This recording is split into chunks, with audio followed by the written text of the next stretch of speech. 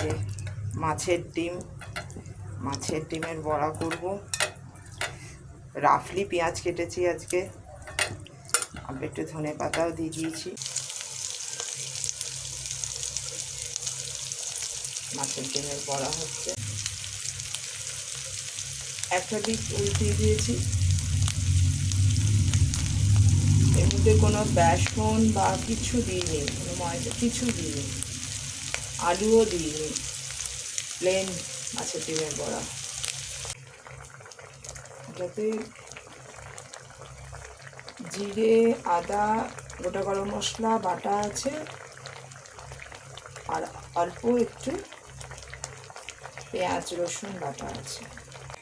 ওপর থেকে ধনে পাতা আর কাঁচা লঙ্কা একটু ছড়িয়ে দিলাম, কেটে দিয়ে দিলাম।